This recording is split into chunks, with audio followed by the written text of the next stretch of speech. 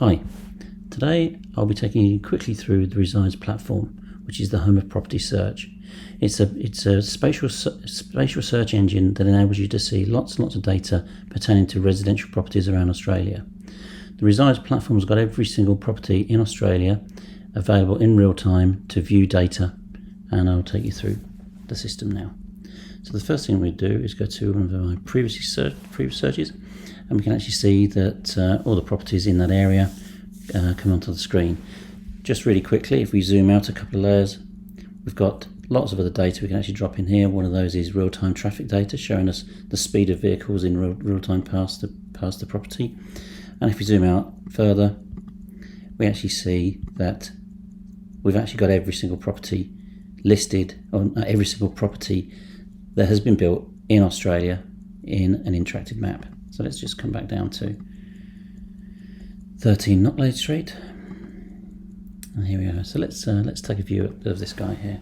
So straight away we realise we've got Google Street View that is available, and we can actually have a look around the property. But we've also got, in addition to traffic, we've got transit stop, bus stops, and market activity. Market activity being where have properties sold over the last 3 years in and around that area. So we can actually see, is it an area where lots of properties move regularly, or it's an area where it's a sluggish area. We've also got education, crime, health, and neighbours data. What the education data set looks like is pretty well every school that's local to 13 Knocklade Street is listed, currently with NAPLAN results, and soon to have HSC results, and that'll be across the whole of the country. So you'll be able to see what the school's results are doing. And interestingly, it's also got catchment areas. So this guy here, if you want to go to Ashfield BHS, then which I guess is Boys High School, you've actually got to live within that catchment area that we're showing there. So really interesting information, not only about results but also about the catchment areas, in this instance a primary school. If we then drop through crime, what we've got listed here is the suburb crime rates.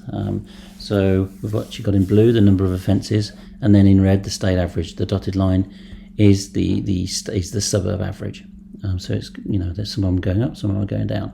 So we've actually got things like incidents of assault, disorderly conduct, drug offences, homicide, malicious property damage to the property, robbery, and it goes on. So you can actually get a pretty good view of what the location that you're potentially looking for a property is in terms of crime.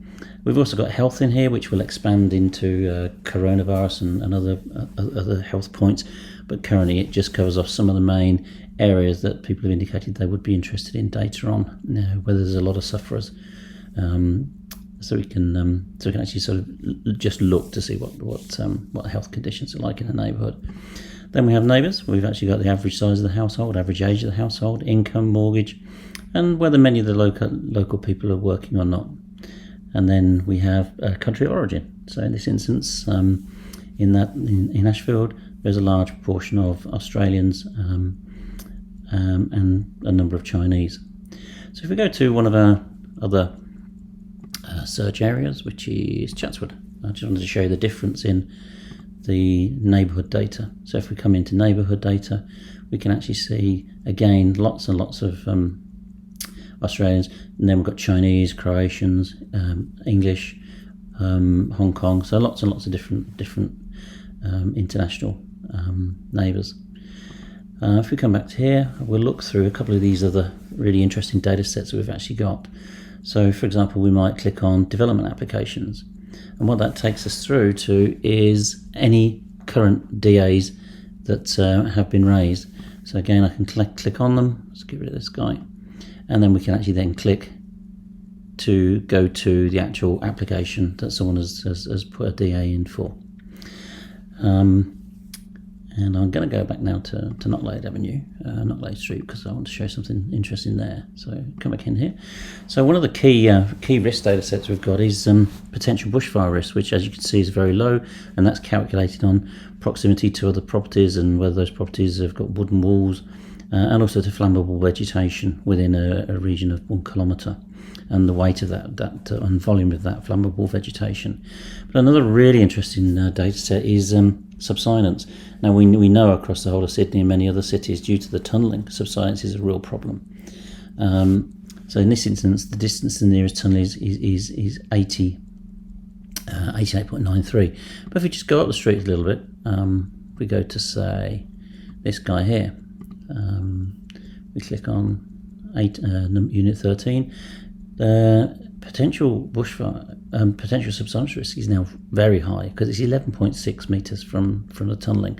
If I go to the neighbour, the first thing I'll notice is the image, the Google image, changes to a tunnel, because essentially this house is now directly above 1.34 metres away from tunnelling that is underneath the property.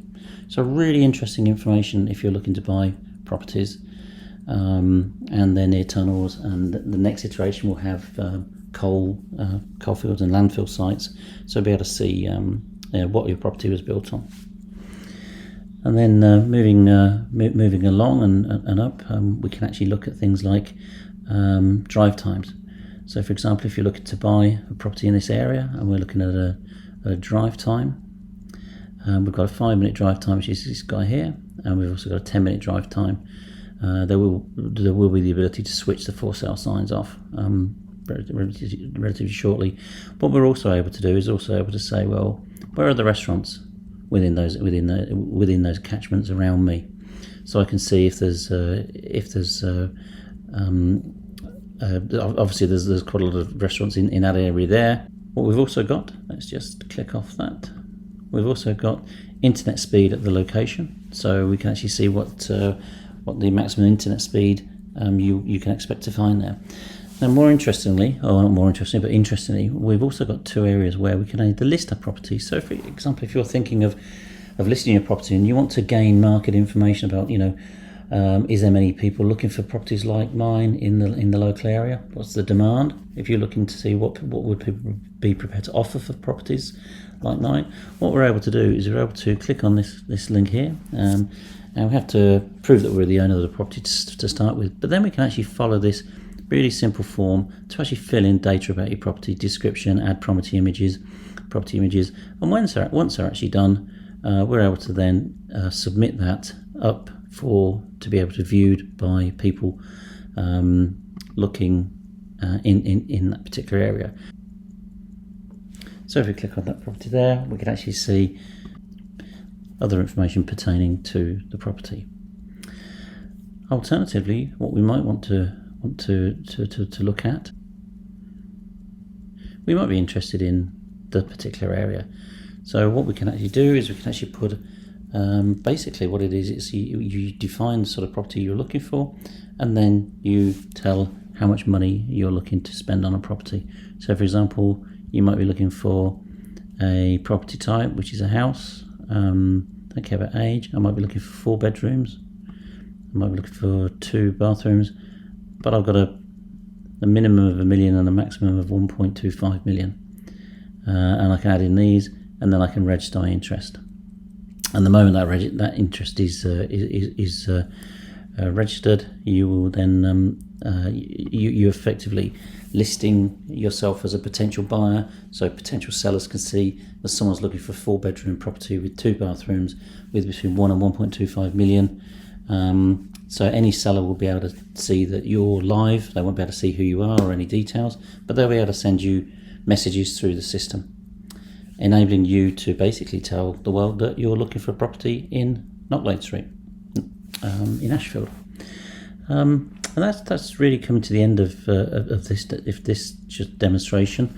We've got various other data coming in. So, for example, we've got zoning information coming in on the next iteration.